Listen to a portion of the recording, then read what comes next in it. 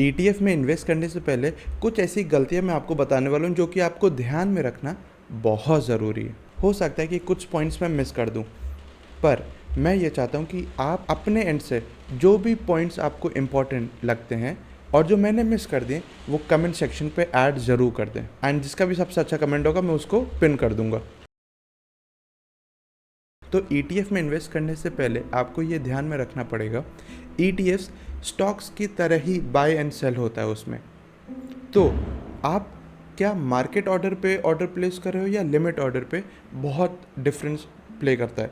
यानी कि अगर मार्केट ऑर्डर पे आप कर रहे हो तो उसमें ये होगा कि जो भी आपको ऑर्डर, जो भी प्राइस खाली होगा आपको वो प्राइस मिल जाएगा, मतलब आपके अकॉर्डिंग जो प्राइस आप चाहते हो वो नहीं मिलेगा।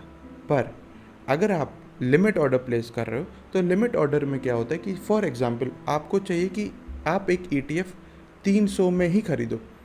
आपने लिमिट ऑर्डर सेट किया 300 पे, तो उससे ये हो जाएगा कि आपको वो ऑर्डर तभी फिल होगा जब 300 पे ईटीएफ आएगा।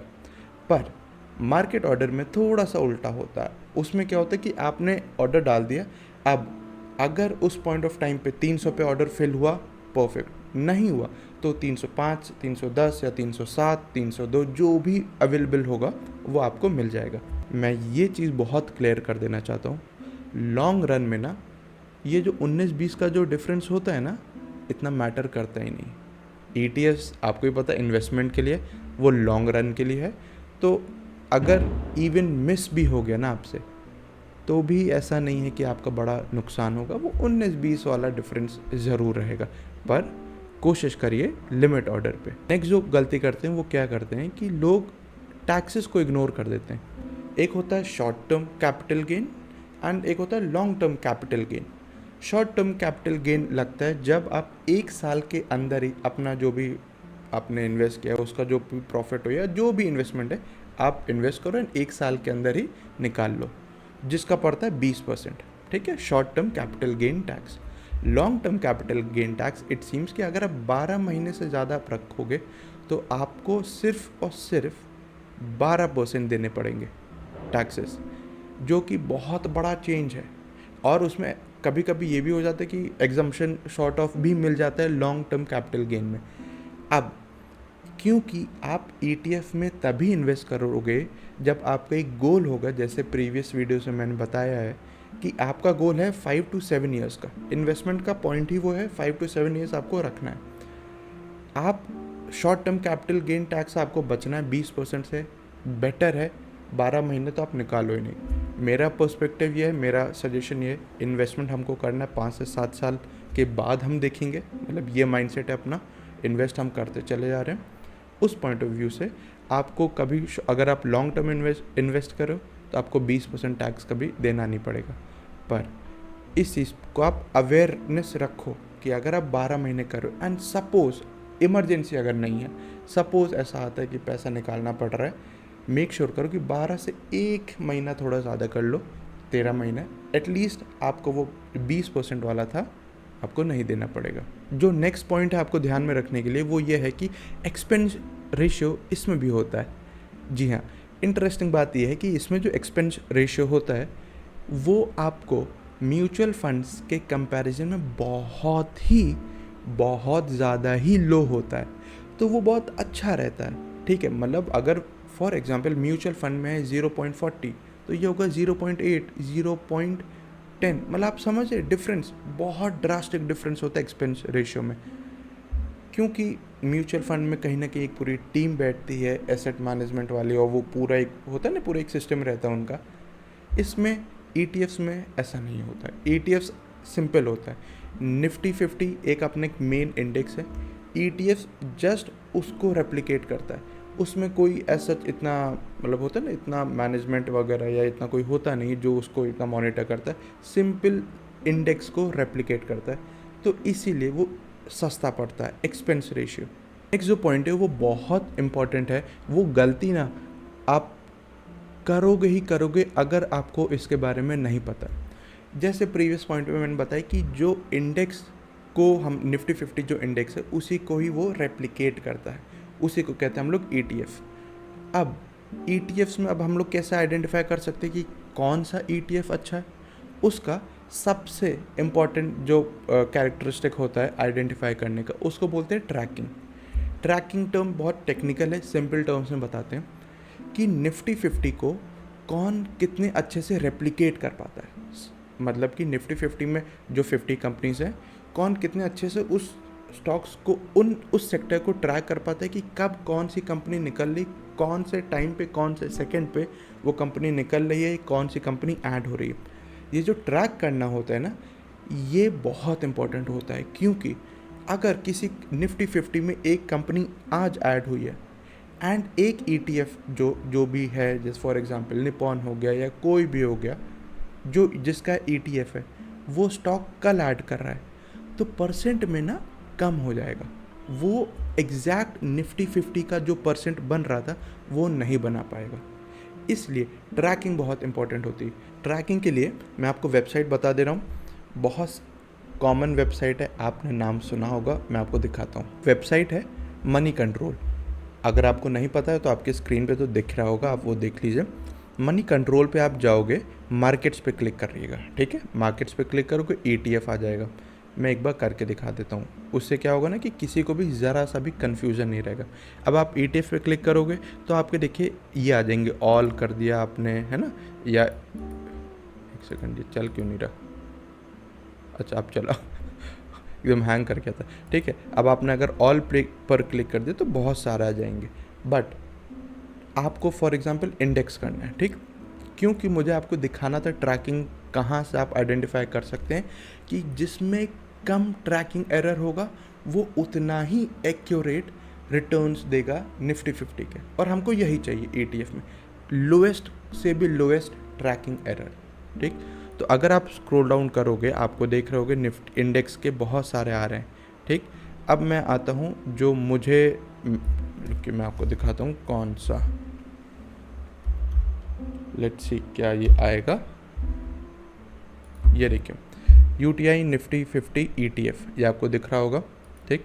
अब आप इसमें देखिए सामने लिखा है ट्रैकिंग एरर 0.02% और एक्सपेंस रेशियो 0.05%।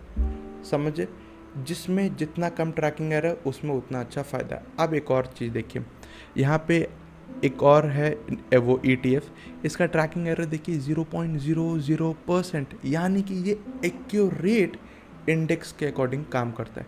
एक्सपेंस रेशियो 0.02%, आप समझ रहे 0.02%, इसका एक्सपेंस रेशियो भी कम है और ट्रैकिंग एरर 0.0% है, इतना ज़्यादा डिफरेंस।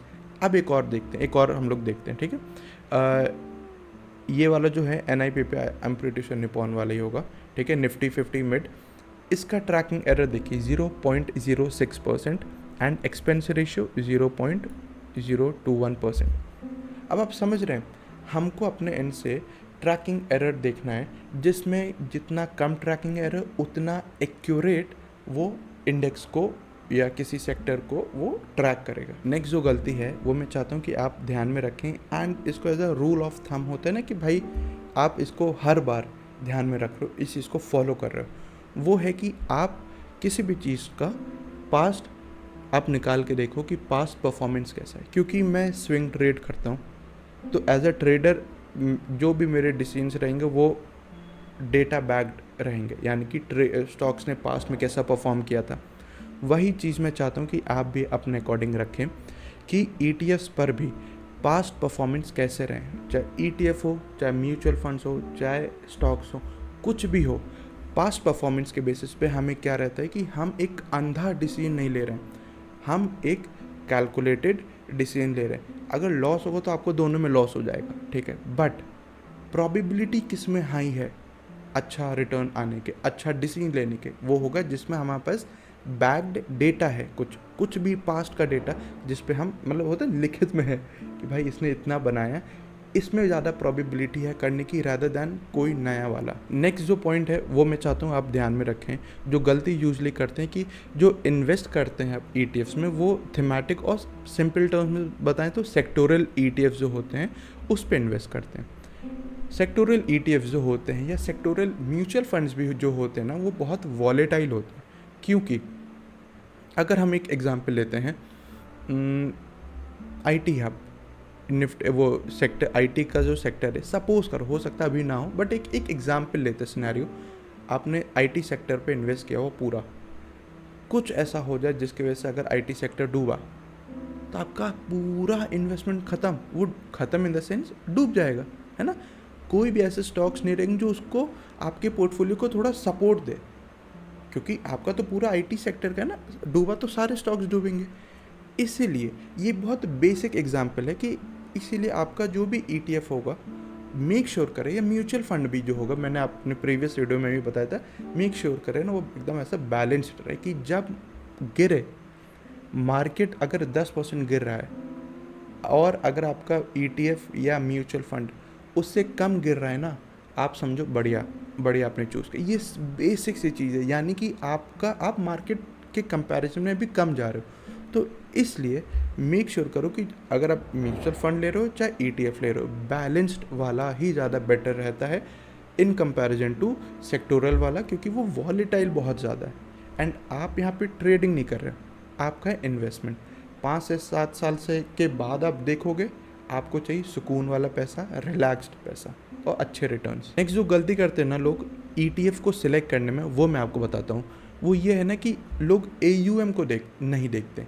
AUM होता है एसेट अंडर मैनेजमेंट।